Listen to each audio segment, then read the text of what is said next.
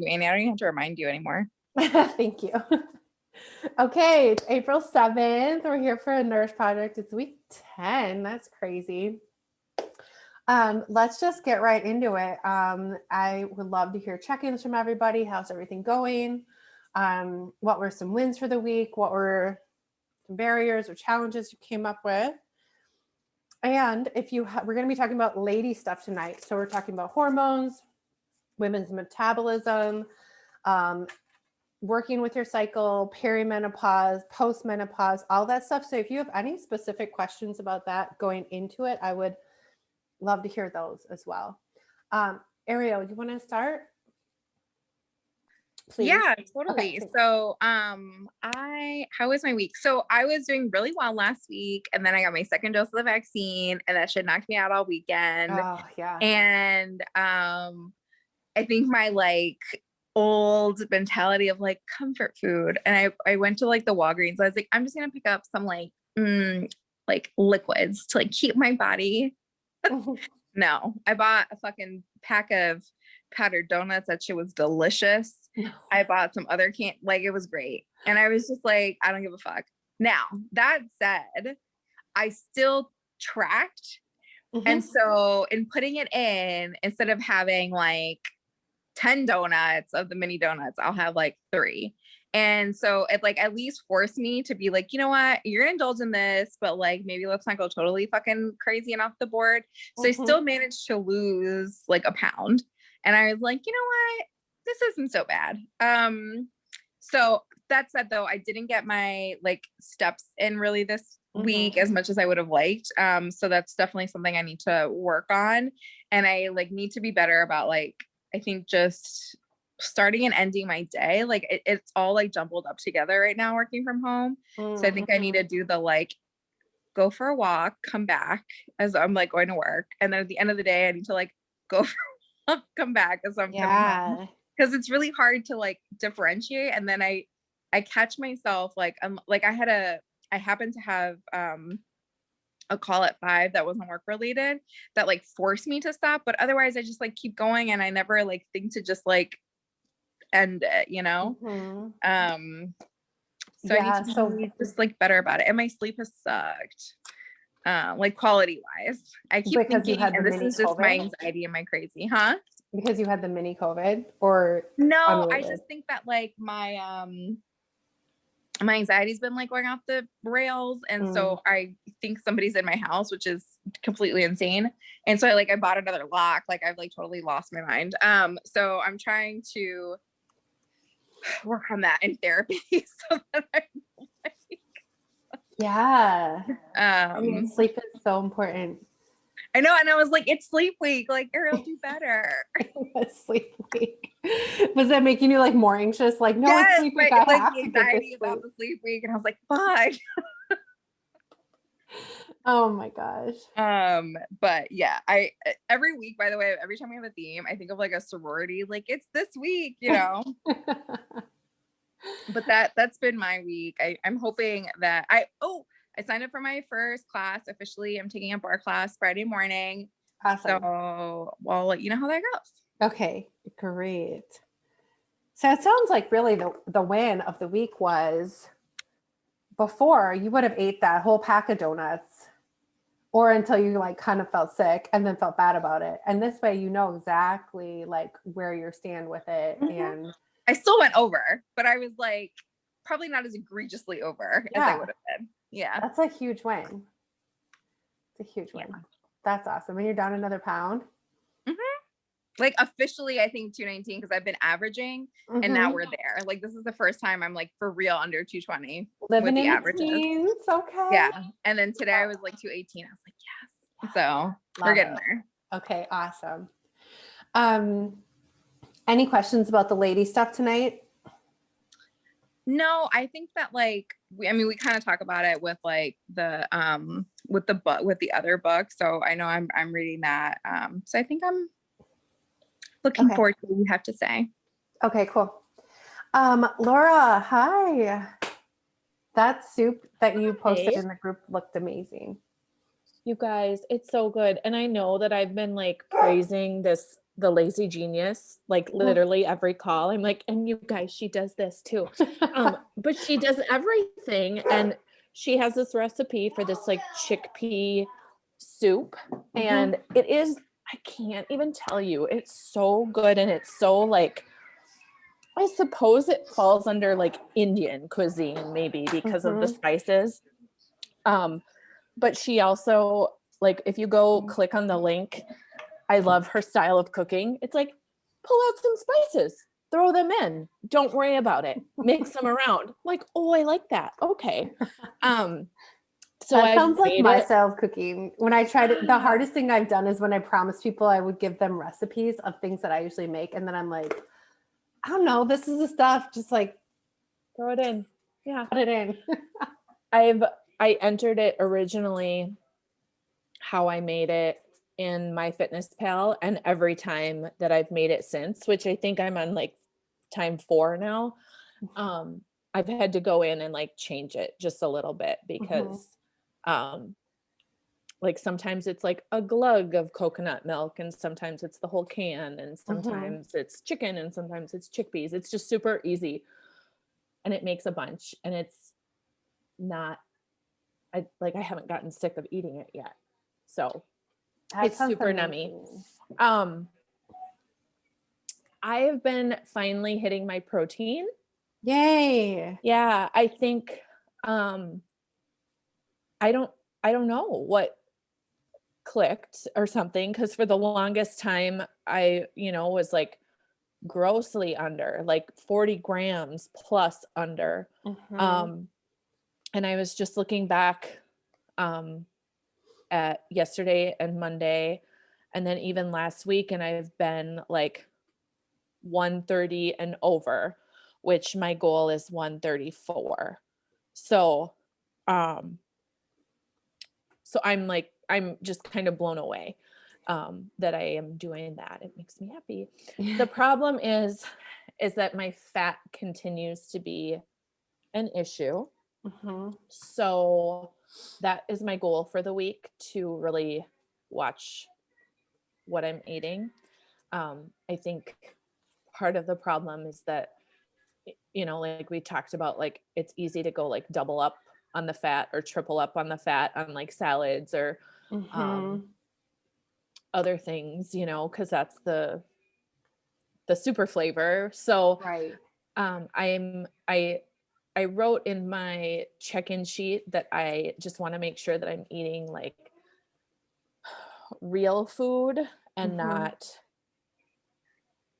I don't know, I don't eat macaroni and cheese very much, but like that's an example, like, like packaged, quick to prepare, like try to, like eat the chicken and put the salad dressing on the side, and like that kind of like just be smarter and more aware and not like surprised when I go over on fat. My steps have been up. I've been trying to walk more, and even if I don't like actually go on a walk, just like be up and walking around the house instead of not. So that's good, because I'm hitting 8,000 plus each day, and on a day where I can go on a walk in the 12,000 range. I still haven't worked out, and that was, I shot you a message today, Annie, in Voxer, and just I didn't see it, sorry. it's fine. You can either answer it tonight if it fits in, or think about it. And I know I haven't been perfect with my macros yet, getting better, but I've lost a lot of inches. Like my last measurement was pretty surprising to me. I think 3 total around my belly button so far. That's amazing. Congratulations. Yeah. I was kind of surprised because the scale hasn't moved a ton. So, like Ariel, hearing you say like, I'm literally like, I bounce back and forth between 220, and then like I'll go down, and then I'll bounce back up to like 221, Isn't it so annoying? It's really annoying. And you're like, I I already get got it. past you 220. Like, fuck off. Yeah. Like, I'm not seeing you again. It's Well, really and I get I it. think last week I didn't write any of my weights down. I didn't enter them because I had hit 218 and then I like refused to enter them into my fitness pal going Above back it? up. Yeah. I was like, I'm not writing that down. I'm not going to do it. So, anyway, I do that too. but I sometimes, am writing it. just I FYI. am writing it down on paper now. So Mhm. at least like I have it, but I get that like salt and like water retention and that kind of stuff can kind of play into it. And I know I am premenstrual this week. And so I know that I'm just like bloatier Mhm. the week before I get my period. But I'm like, okay, like the inches are going away, but like, shouldn't the pounds be like kind of going away too? Yeah. So No, that's a great question. I'll answer it here, and hopefully everyone who's not on will watch it on the replay. Amy, But I'm switching over to my laptop. If you Okay. could let me. Okay, bye. oh, sorry. Yep. No, you're good. That is a great question, and I'm glad you're asking it because it's super common. And I'll say this a lot, but people like don't really hear it until they're like ready to hear it. But the weight is often the last thing that changes, and it moves slower, and the inches and the progress pics and like just being able to look in the mirror and maybe see like more cheekbones or more like collarbones or more, flatter tummy or more defined tummy or more defined in your arms. Those are like, honestly, they're like better signs of progress, right? I mean, everyone who wants to lose weight wants to see that number change, but like really the number is like completely arbitrary. If you feel great in your clothes and you feel great when you look in the mirror, so that stuff's really more important than the number, because and what's happening likely, even though you're not working out, you're walking and you're eating a good amount of protein, so your body's building muscle and losing body fat. So that's why you're seeing that body transformation rather than the weight loss. People who just do like lady style traditional like cut calories and do cardio, their body like turns to eating the muscle because it's not getting enough carbs. And so that's how you get like skinny fat and you like lose weight, but you don't really you just look like smaller, smaller, but not like better necessarily. But if you're seeing the inches go down, it means you're most likely putting on muscle and losing body fat, which is exactly what we want. And the scale will move. Just got to be patient with it. Adding in workouts might actually do the opposite, because you'll build muscle faster and you'll build more muscle and the muscle's heavy. So by strength training, it boosts up your metabolism and then it builds muscle, which further boosts your metabolism, but muscle's heavy. So, may or may not actually produce like weight loss, but it's going to produce fat loss and muscle, which is heavy but tight. So it doesn't take up as much space as the fat, but scale wise, it's there. The goal is to do 2 strength training workouts this week. Awesome. And I just need to have a better attitude about it. And that's all. Yes. What do you not like about them? I don't know. I don't know. I guess it's so dumb because it's like, I understand that like with strength training, I don't get as sweaty. Mm-hmm. But in my head, I'm like going back to like that like HIIT workout, like where you're just like dripping. So I'm like, well, I don't want to, when am I going to shower? This is so stupid. I have literally all day. I don't go I have like, I try to time it with my hair wash days. So I feel that's like for real. I saw a thing on Instagram the other day that was like this woman on Reels, and she's like, well, should I wash my hair now or should I wash my hair after I do my workout? Or maybe I shouldn't do my workout because I want to wash my hair. It's like, I feel this, and it's dumb. That's dumb. And I also understand that it is 45 minutes to an hour, and that is not that long, like in the grand scheme of things of my day, but there's just something in my head that's like, I don't want to do that. Yeah. So yeah, with strength training, especially, you know, the way I have the workout set up for you guys, it shouldn't be getting super sweaty. It's not, you know, all those things that are like hallmarks of like a really good HIIT workout. They're not actually, first of all, they're not like hallmarks of a great workout. They're hallmarks of you getting sweaty and feeling dead at the end of it. Doesn't like actually mean you got like a great workout. And you don't get that. I like rarely get sweaty when I'm just like strength training. I tend to be more concerned about timing my food before and after my workouts and my hair, but you guys are obviously like prettier than I am. So that's awesome. But I mean, that's the thing. So maybe just plan it on the days when, if you look at your calendar and you do have a little extra time, you know, a little, it's only going to be 2 days a week and it's only like 45, 50 minutes. So when do you have that where like, if you need to take a shower, I mean, if you shower every day, you can just plan to shower after your workout, you know, or something like that. And you can always just get warmed up. And then if you hate it, you can quit. But usually by the time you're warmed up, you're kind of feeling good and kind of into it. Yeah. That's it. It's that like that initial, I should do it, and then like actually doing it. Mm-hmm. That's the hard part. Because once I start, I do like it. Like, mm-hmm. I mean, I remember sending you messages last summer, like, oh my God, I worked out. Like, I feel great. I just need to remember this. And I remember it. I just not letting it change me. So I do need to do that. Scheduling it early as possible in your day, you know, because the longer you like let that dread and anticipation build up, the bigger, it gets kind of bigger than life. And you're like, oh, I don't feel like doing this. But the earlier you do it, the more it'll be like before you even can really think about it too much. And then you'll have like the endorphins and dopamine like flowing through your body all day, making you feel good about it. And then you'll be able to conquer everything else instead of being like, I'm dreading this workout, so I'm going to watch Netflix instead. Like earlier in the day, the better. Like it just really sets you up for success. You feel like a champ. Especially if you got your hot girl playlist going on. I have a playlist called That Bitch, so I relate. Amy, I do have a question because I think the last time we talked about this, and I haven't looked at the video, so forgive me, but I know it was like more full body. If there is like a specific body part, like my arms have just swelled up, and I think I've mentioned this, like I eat a ton of salt and I know I retain a lot of water here.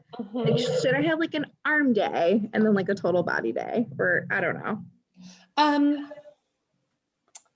I would definitely be doing full body. Okay.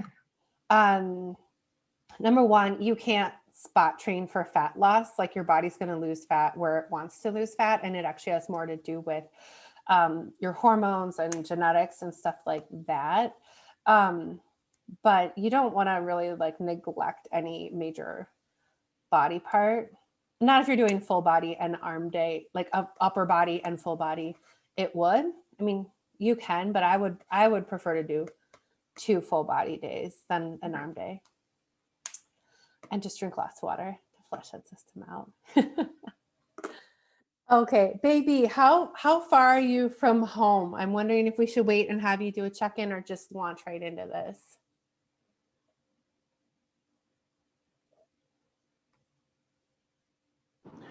Let's wait. I can do it. I can do it after. Okay.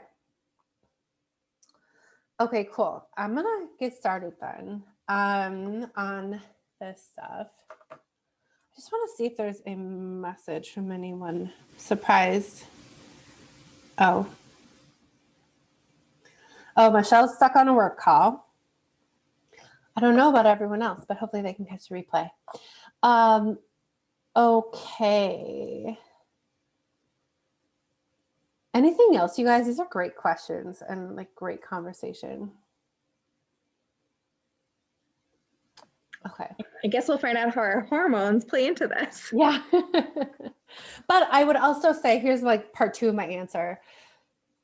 If it gets you like more excited to do an upper body workout, And you're going to be like more No, likely to I'm with do Laura. it? I'm like not into any of it. I'm going to force myself to do it Okay. because I know I need to. Okay. I need to like move more in general, Uh-huh. but no, that's horrible. No. Although, The- you know, what does excite me is like HIIT classes. The irony of this entire conversation. That's okay, but we're going to talk tonight about when is going to be a really good time for you to work HIIT classes into your life. Okay. Because I just personally, it's kind of like Zumba. It's like, I really like the people and the music and the like, go get them, tiger, Yeah. like attitude. Yeah. I do too. I get it. I totally do. And you feel really good afterwards. Feel very powerful. Mm-hmm. Yeah. So we're going to talk about that tonight. And without further ado, let's get into this, because we're going to talk about when would be a great time to work HIIT classes into your schedule. Okay. Okay, so we're talking about lady stuff tonight. How do I make this go into? Yes. Okay. Okay, so women are super complicated, as we all know, and more refined and more complicated than men, mostly because we are the gender of childbearing, and basically like we're entrusted to keep the entire population of human race going. So women's life is a lot more complicated than men's life cycle. We go through at least 5 separate stages where like hormones are changing and are in flux, whereas men go through essentially 2, and they're way less diabolical than women's changes. So women go through puberty, and men go through puberty, obviously. Women can go through pregnancy if, you know, that's your choice and you're so blessed. Then women go through perimenopause, menopause, postmenopause, and throughout most of that, we're going through a monthly cycle as well. In all those different cycles, there's hormone changes and fluctuations and chemical changes within the body, as opposed to men who have a gradual increase of testosterone during puberty, and then it flatlines, and then a gradual decrease when they go through the male equivalent of menopause, which is called andropause. It's a lot less tumultuous than menopause. Let's see here. Okay, so here's the problem with that. All the research, all the current research, all the traditional recommendations as to calories, exercise, fasting, nutrients, weight loss is all based on men and marketed to women, because women are the primary buyers of all the things, especially fitness and weight and health related. So they're marketed to women, but they're completely research based on men and men's bodies. And actually, until the 1990s, if you're reading the book, you probably already know this, but women were actually banned from clinical trials in the US. So everything was based on men's body and men's hormones. And that's changing, but really slowly. So as of 2004, women only made up like 25% of the clinical trials.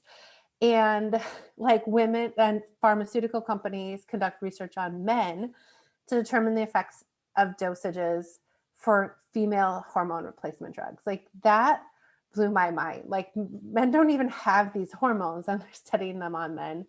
And the reason is it's just because of money and like efficiency. So it's way easier to study men, and it's way more difficult to study women because our body and our chemistry shifts so much throughout our life and throughout the monthly cycle. So something that could work well for women at one point, 2 weeks later or 10 years later, might not work. So it's much more complicated to study women. So they just skip it, which is awesome.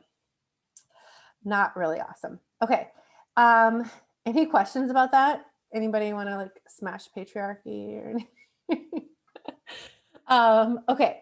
So we're going to go like back in time and sort of talk about how did we get here? Because most of the way our body operates is like centuries and decades and generations of evolution. And so sort of understanding the life of like ancient woman, our paleo ancestor, can be really helpful. So back in the day, there were other threats. The threats mostly had to do with starvation, wild animals, enemy tribes, stuff like that. And people did not have the same problems, didn't have the afflictions and the lifestyle diseases that we have today.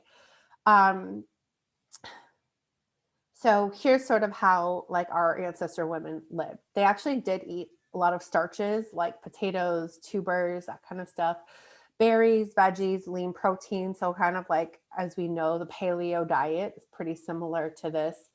Not eating a real high fat diet, not eating bread, not eating a lot of dairy, and moving all the time.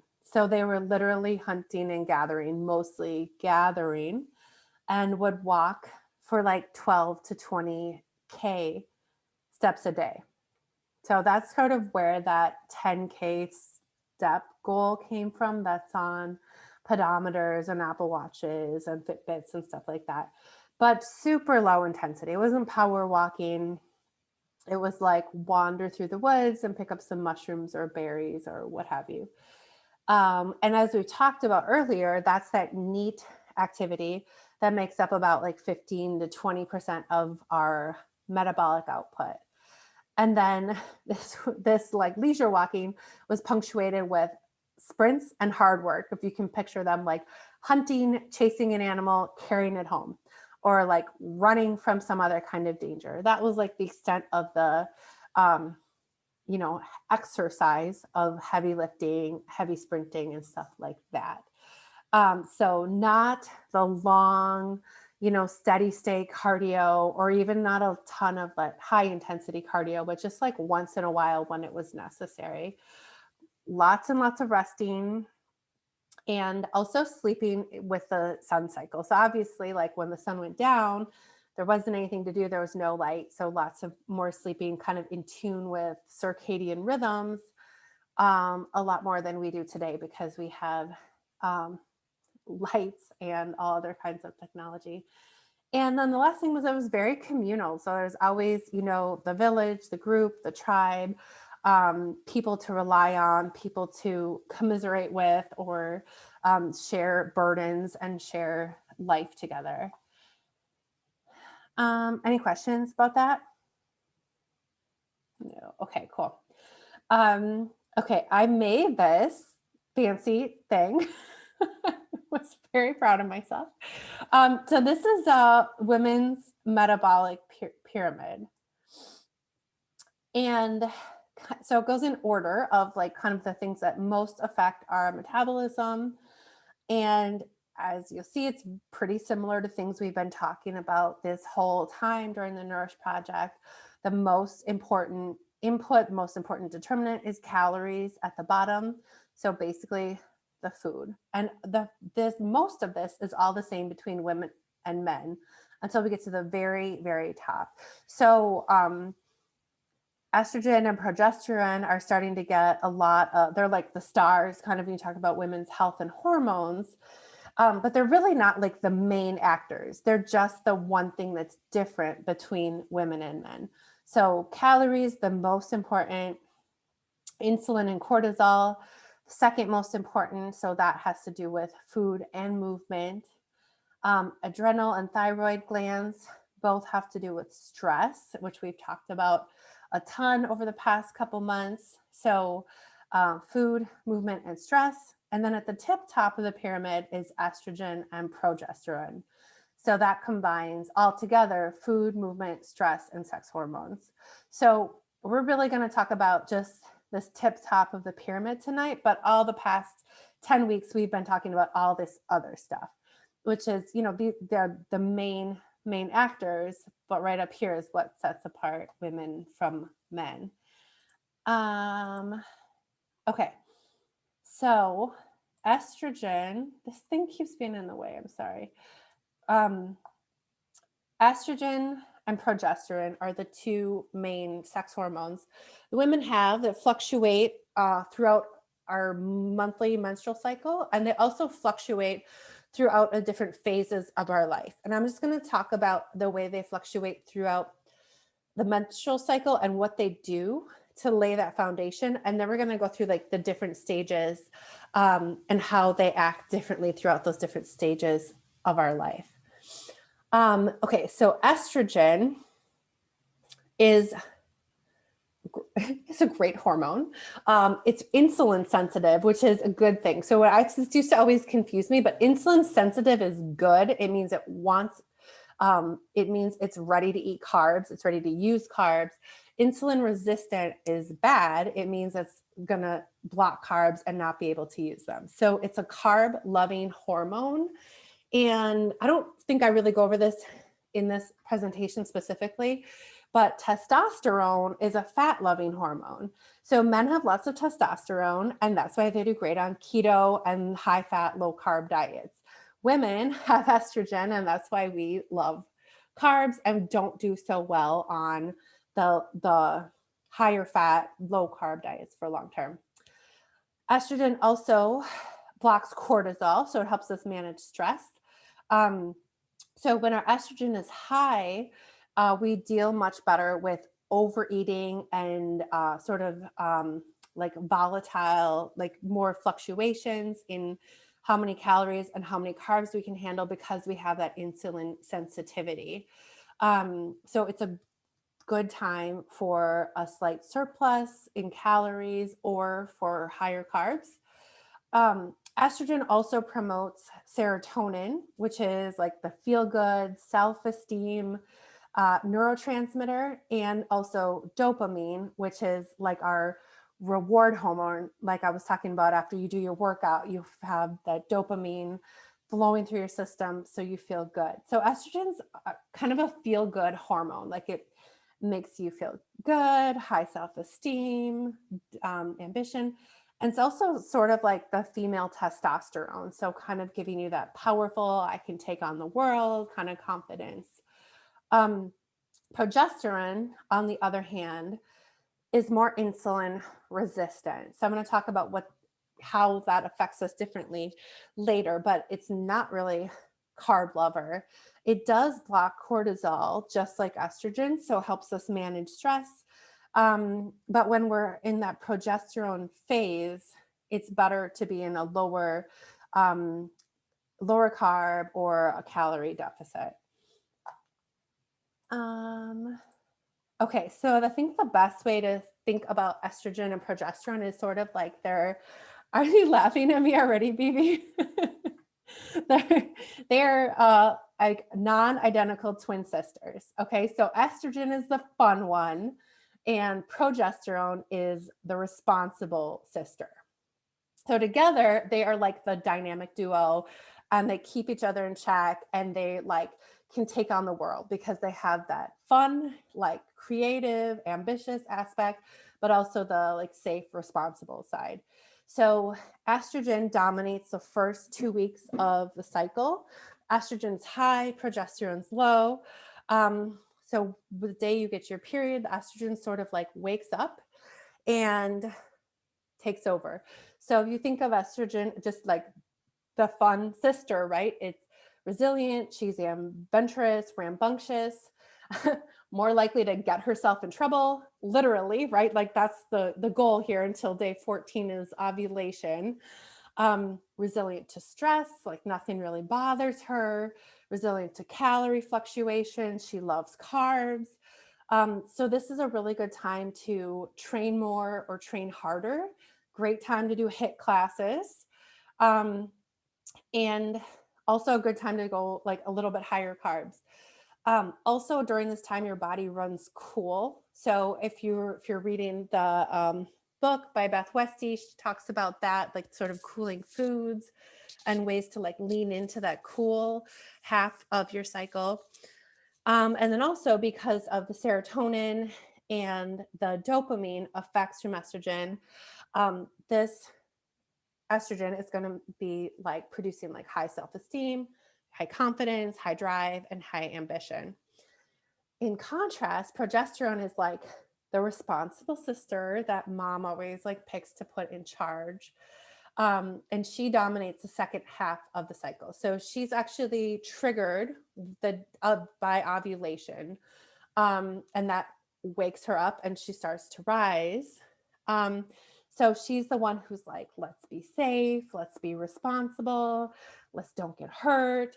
The main point of this time of the cycle is there might be a baby, and we need to take care of it and protect it and do all the things that would get ready for bringing a life into the world. So still resilient to stress, but she's more insulin resistant and actually wants to store body fat because baby needs something to eat. Mom might need something to eat if there's a shortage in the future. Remember, our body always evolved over centuries for these main threats of food shortages and famine, right? We don't face that anymore, but that's still how our body evolved.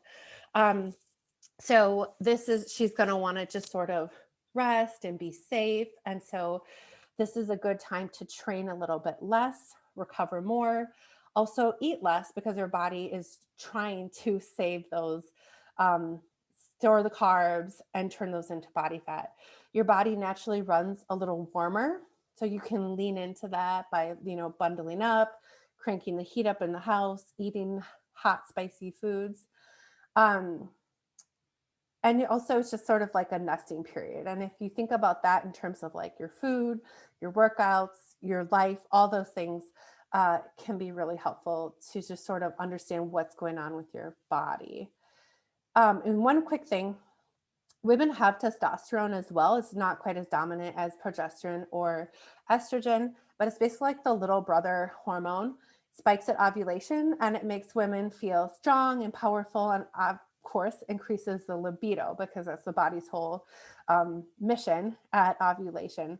So during that like day or 2 or 3 days surrounding ovulation, that is like the magic period where you feel strong, high self-esteem, high confidence, just like everything is like strong and powerful. So baby, if I had known this when I was rowing, I would have done all my 2Ks like on that day.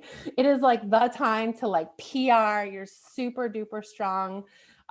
It's also a good time to do like creative projects or ambitious projects, whereas maybe towards the second half of that cycle, you're really just like, oh, I just want to like cozy up and read a book or like plan for the future. Any questions about that?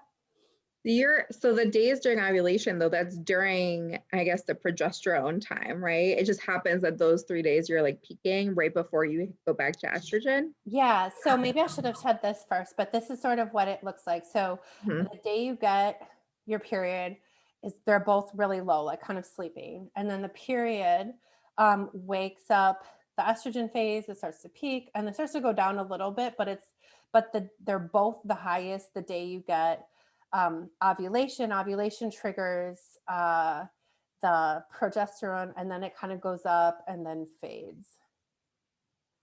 Does that answer your question? I'm not sure if it does. Okay, cool. So yeah, so that's what it looks like. And It kind of like knocks the middle right there, and it's like the difference between one and the other. It's like we're doing okay. Yep. Mm-hmm.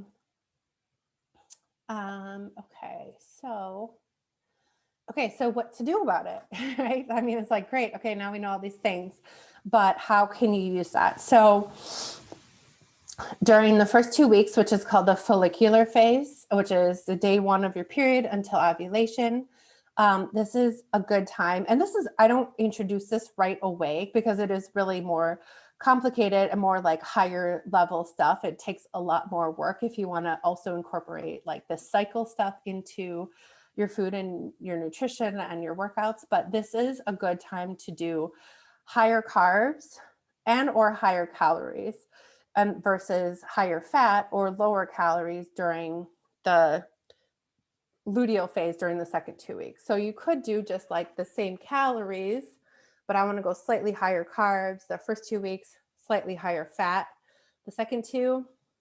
Or you could say, I'm going to actually be like at maintenance during these first 2 weeks and then in deficit these second 2 weeks. there's a lot of ways you can customize it and play around with it. And then it just takes more work because you're tracking more things and changing more things. Workouts, same thing. During those first 2 weeks, it's time to really go hard, be more in that like, this is supposed to say anaerobic zone. Oops, sorry. In that anaerobic zone. So higher, heavier heart rate, heavier load. It doesn't necessarily mean changing your actual thing that you're doing every week. So like, it doesn't mean do yoga this week and then do strength training this week and then do HIIT workouts, but it might mean if you're strength training, use those times when you're the strongest to go heaviest or do more volume or try to increase your weight. And then towards the end, like that week right before your period will be a great week to do a deload week, go a lot lighter, just kind of give your body the rest that it's craving during that week. If you're doing cardio type stuff, those first 2 weeks are great for more HIIT, more higher intensity, Metcons, stuff like that, versus the second 2 weeks are better for low intensity, steady state, more active recovery. So you could just sort of switch those in, keep your strength training the same, and just switch like high intensity cardio for lower intensity cardio. Temperature wise, the first 2 weeks, you want to try to make everything cooling and calm, like showers, the drinks that you're drinking, the temperature in your house. The second 2 weeks, everything's hot and spicy. You're like an incubator for a baby. That's what your body wants. And the more that you like lean into these two extremes, the more your body's going to be happy. And then the last two things, like sexy time. I have a friend who's a coach who just works with just works on this stuff. And she talks about this a lot. And it was really funny because she was like, no one will ever ask about it or answer questions, but everybody responded the most about like sex questions. And like that stuff really can change with your cycle too. So like those, around ovulation and those first weeks of your cycle is when you might feel like very much like in the mood and ready to go and like, let's get it. And then the second 2 weeks, especially as you get closer, your body's like, we already have a baby. Let's just snuggle like little baby. So like, it's really good to know when you're maybe like planning a date night or a romantic getaway or something like that. And then last but not least, just like in normal work and life stuff, those first 2 weeks, that luteal phase is great for planning like big projects and let's just like go for it. The second 2 weeks is like maybe more of like Netflix days or planning for future projects or just relaxing and taking it easy. And I'm sure if you start paying more attention to this, you'll notice, things like this have happened before. And maybe you're like, oh, why don't I have any motivation today? Or why do I feel this way? And then you tune into it and it's totally aligned with your cycle and your hormones. Any questions about this?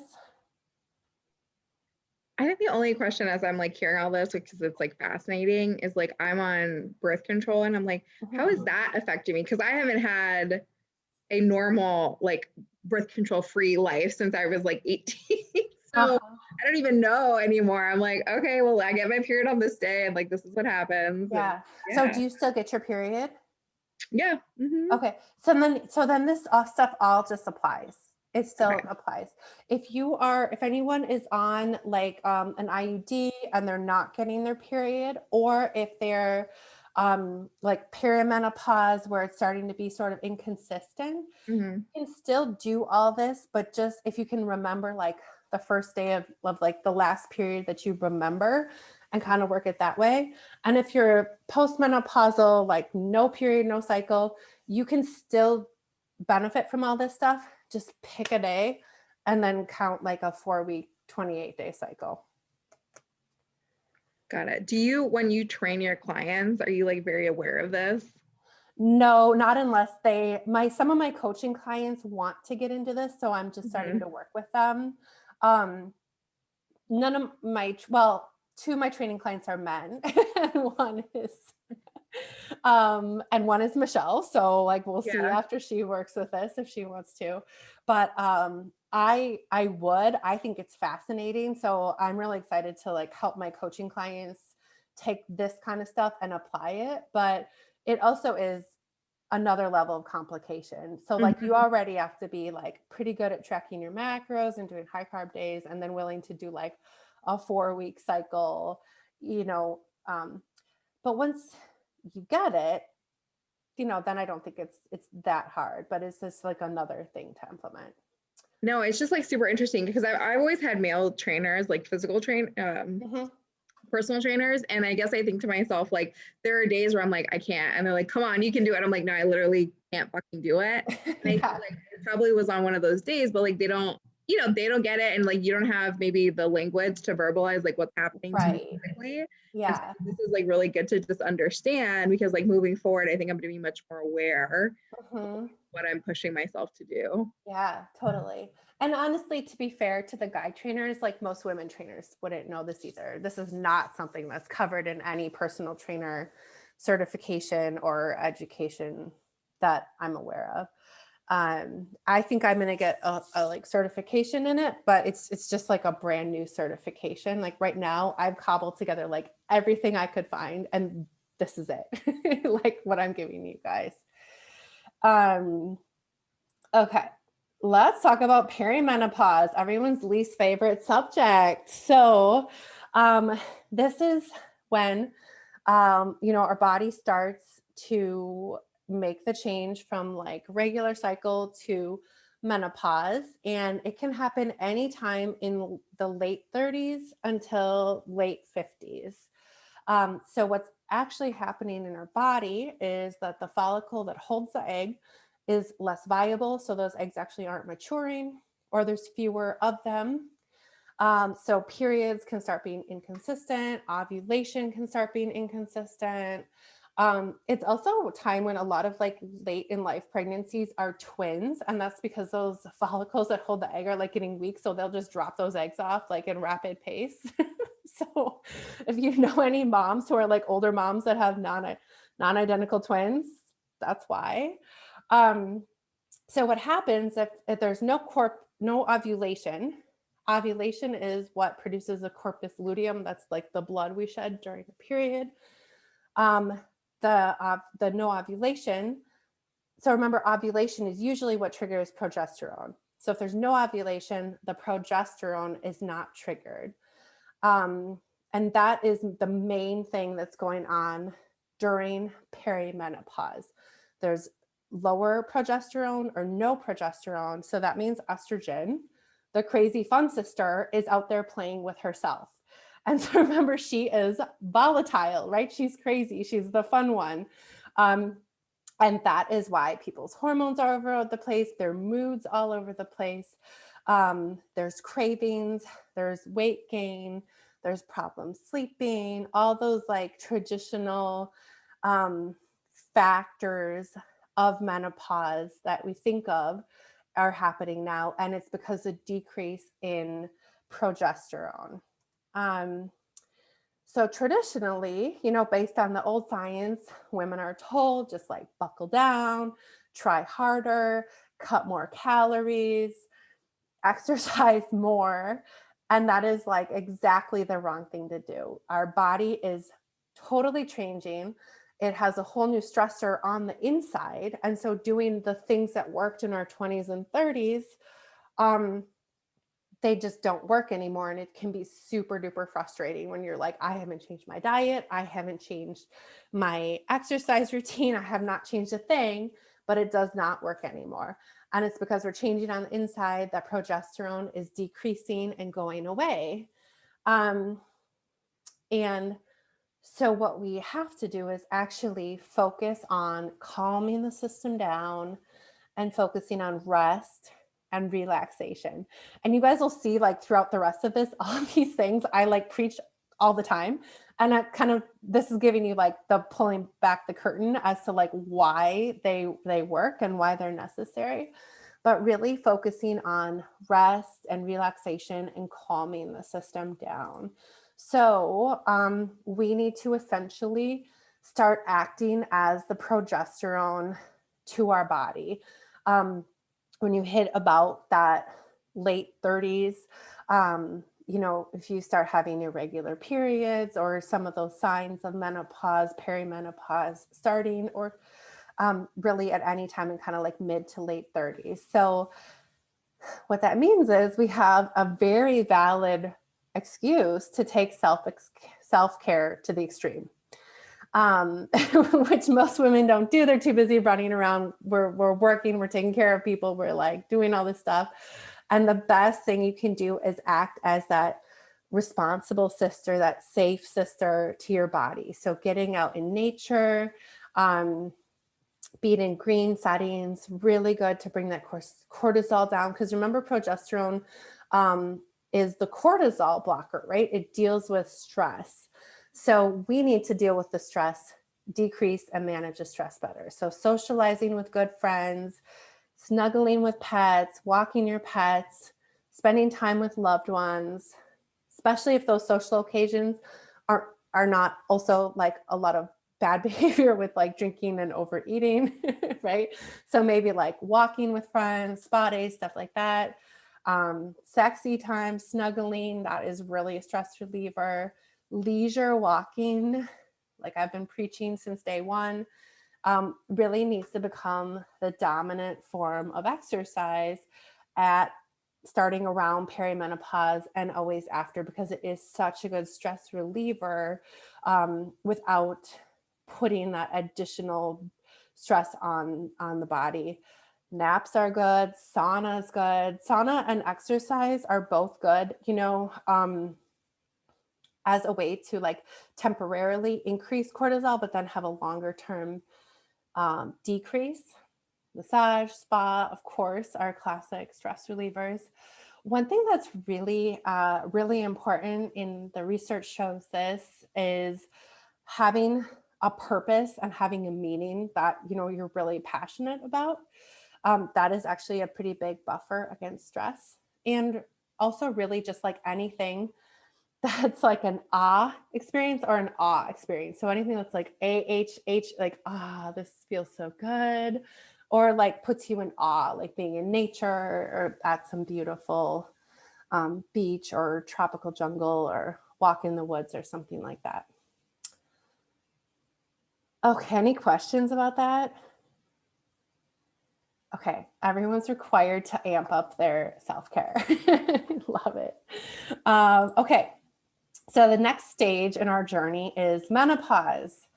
It is going to happen, or has happened to all of us. So what technically menopause is 12 months in a row with no menstruation. The perimenopause is kind of like as your body's figuring things out and on and off, but 12 months in a row with no menstruation is menopause. And what happens then is the estrogen starts to go down. If the progesterone has already been going down in perimenopause, and now that estrogen is going down as well. So if you think of all these hormones as our like Joan of Arc suit of armor, the estrogen's the armor, right? It's a full body protection. It blocks us both. It makes us sensitive to insulin and blocks cortisol.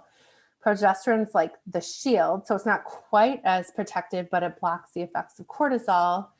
And then testosterone's like the sword. Like it's super protective, but once in a while it can come and like fight a good battle. So that is like our libido, power, self-esteem, and it also does buffer stress. So after menopause, the estrogen goes down and the progesterone goes down. And the testosterone's like a broken sword. It's like halfway. It's like halfway there and halfway gone. So postmenopause is characterized by very low or no estrogen and very low or no progesterone and lower testosterone.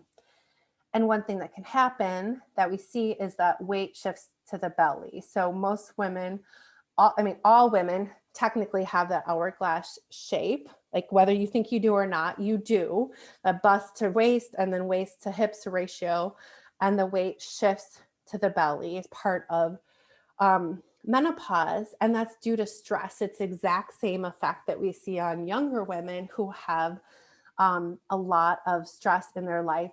That belly weight, that fat we can't get rid of, is caused by stress. So the key here is continuing to deal with the stress, as we were doing with the perimenopause. And then, BB, I saw you nodding your head when I was talking about that. Yeah. It's frustrating, right? Because again, you're doing the same thing you've always done, and your body's like not cooperating.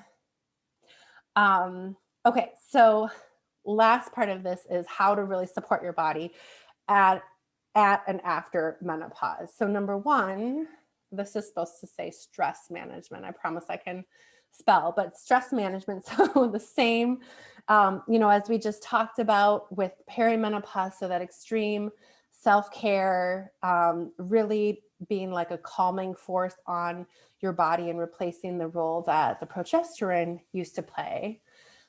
Number two is now without the estrogen was making us insulin sensitive, so making us really good at dealing with carbs. So what this means is, unfortunately, we need to be much better at managing and dealing with carbs. And so what that means is it's different for every woman, because as we talked about before, like women need carbs. We all need carbs, but women especially. So it's not just like cutting out all the carbs, but it's not having these giant fluctuations. Like, how when you're 20s, you can have like a great weekend and just bounce right back from it. Like there is no bounce back. Like the bounce back is gone. And that's okay. Like it's just how it is. But really being consistent with the carbs and finding that Goldilocks spot where it's not too few, not too many, and just hitting that number day in and day out. Or, as it fluctuates with like a higher carb day and a lower carb day, but not those drastic fluctuations and extremes.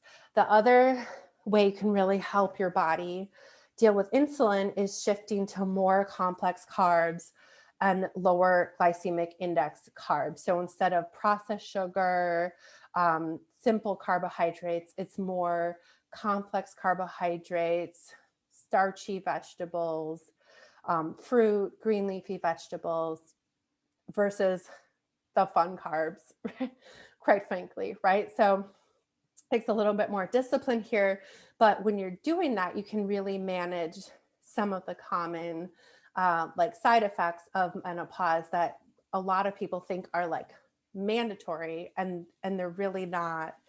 If you're managing the stress, managing your insulin and carbs, getting lots of protein is the third one. So really increase that protein. Postmenopausal women actually need the second most amount of protein of any group of people except for adolescent boys. So that's crazy. Like when you think of like how we think most women of a certain age should eat or like are eating, actually need like a lot of protein. It's going to help support muscle and balance insulin. And then the last thing is traditional strength training. So like nothing I'm saying is like anything out of line with what I've said before. But the reason why is because remember I said we have that like broken sword of testosterone. So there's still a little bit of testosterone. Our body actually breaks that down into estrogen. So there's still a little bit of estrogen running wild, which can lead to relentless hunger and cravings. So that testosterone plus the calorie surplus from those cravings with strength training can lead to putting that onto as muscle rather than storing it as body fat. So super important, not to mention how important strength training is just in period as we age for strong muscles, balance, keeping the metabolism up, everything like that. Any questions?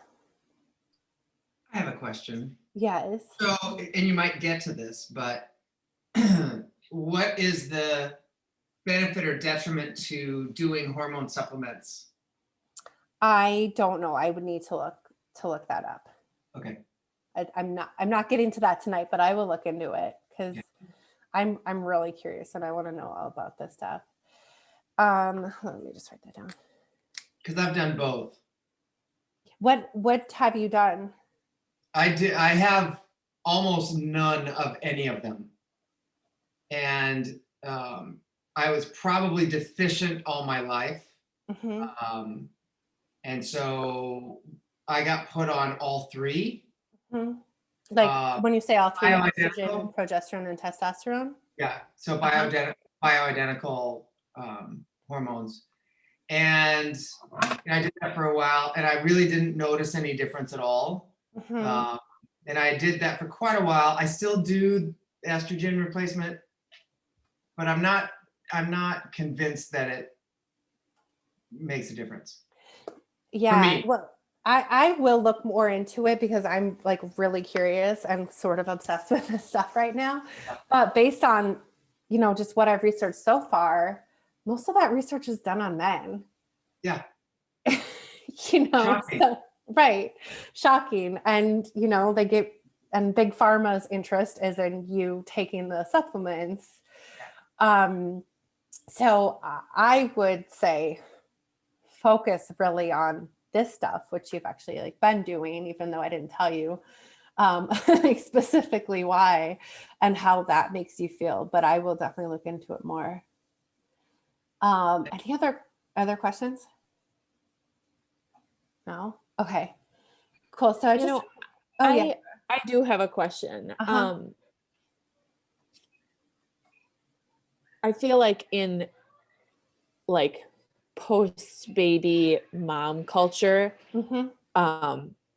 people say all the time, my hormones are all jacked up. Mm-hmm. My hormones are all out of whack. Like, except that I'm done having children, and my oldest is now almost, or my youngest is like 3.5. Mm-hmm. And so now it's like, okay, well, how much of that was like baby making? And now am, in my late 30s. Mm-hmm. How old are you? 37. Okay, I was like, it wasn't supposed to be a trick question. I don't think about that. Are you, and your youngest is 3, are you getting regular periods? I am, but I'm on birth control too. So, yeah. So then it's like, well, am I just saying, is that just like what people say? Like, oh, my hormones are weird. I mean, like sometimes they are. I have worked with like a client who had 4 kids in very rapid progression, and like her hormones are super jacked up. But I don't know if it's I know from who you're that or talking from, about, actually. yeah, I think you do. Or if it's from that, or if it's from actually like extreme fasting and doing fasted cardio, that really did it.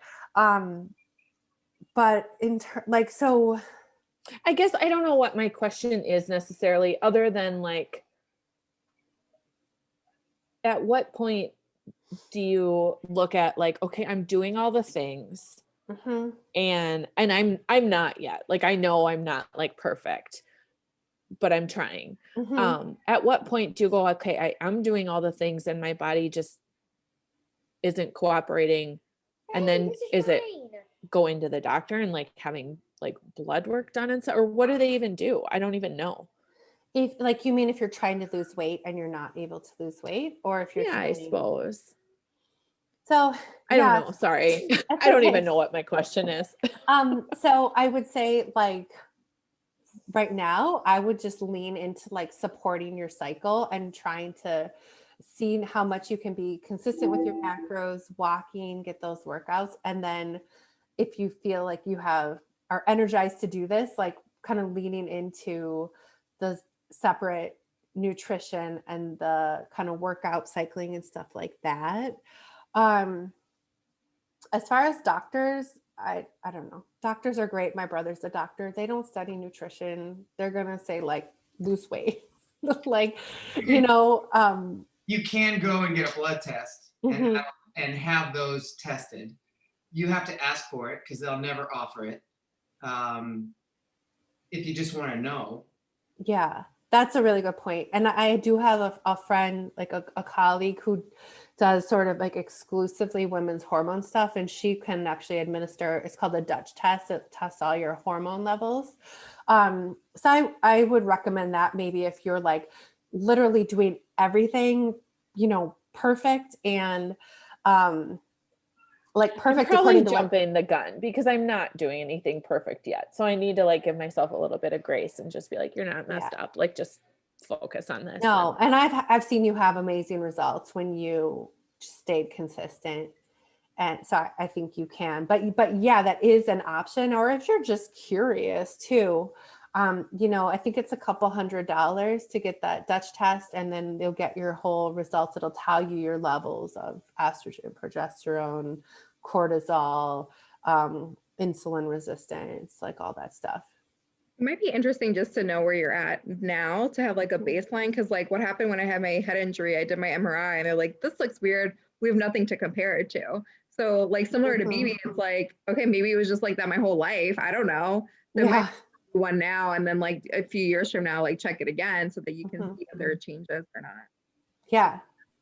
Well, and like hearing you talk about like the insulin and how that plays into the different like segments, and I'm realizing right now that I've like not had my insulin levels checked since I was pregnant and I had gestational diabetes, or I guess like right after. So now I'm like, oh shit, I don't know. Like, I should probably know some of that, I guess. So it wouldn't hurt. I mean, it wouldn't hurt to check it, and just, like everybody just said, like, just have that baseline and have that knowledge and know. Yeah. Two ways you can help with insulin sensitivity though is intermittent fasting, which I'm going to talk about next week, and which she talks about in the book, is like working into certain parts of your cycle, in that the second half of your cycle, and do like a fasting day. She's talking about more like a isogenics, full 24-hour fast, but I'm just talking about the benefits of intermittent fasting. That can really help your body boost its insulin sensitivity, because basically your body runs through all the glucose in your muscle. And so the next stuff you put in your body, it is ready to gobble it up and use it. And then a great workout has the same effect. So have a great workout and then head over to your favorite pancake place and your body will be ready. By the way, BB, I love learning that about Mickey's. I had no idea that was how the crew team was connected. It was our favorite breakfast spot when I was rowing. And back in the day, it was actually like the dorm for the men's crew team over spring break when the dorms were closed. So anyway, great workout or a little bit of intermittent fasting, which I'll talk about next week, can be a way to like boost that insulin sensitivity. And you can even sort of time more of your carbs around that whenever you break the fast or after, before a workout. That's all I have for you guys. Does anyone have any more questions? I don't know why I look like I'm in a hostage video. What's going on here? No, I'm like, oh my God, I need to go find my husband like yesterday. I'm like, we'll have some kids. That's all. I'm just like internally stressed out about it, but that's it. Okay. No, you don't. You're good. I mean, you will find your amazing husband, but like, you're good. Girl, I have 30s and I was like, fuck. I was laughing all the way home in the car. Oh my God. You just cracked me up. Oh. And what's your podcast? Because I need to listen to it. Oh, it's really funny. It's called Still Figuring It Out. Annie, we're coming back. Sabrina and I were talking yesterday about our new episodes. We only have 12 out right now. Our last episode is my favorite because we did, Sabrina knows a lot about football. I don't. It's comical just for that. So we did a DNC because it was around the Democratic Convention versus football. So I asked her questions about the Democratic Party. She asked me questions about football. I was a little tipsy. Sabrina was pregnant at that point. So I was like, I felt like I had to drink on her behalf. It was. You did pretty good on the football questions. I will be honest. Thank you. I did better than I think the alcohol helped. I think, and then, yeah, one of Ariel's questions was, oh, wait, I'm going to end the recording right here. Sorry, you're going to have to tune in if you want to check this out. One,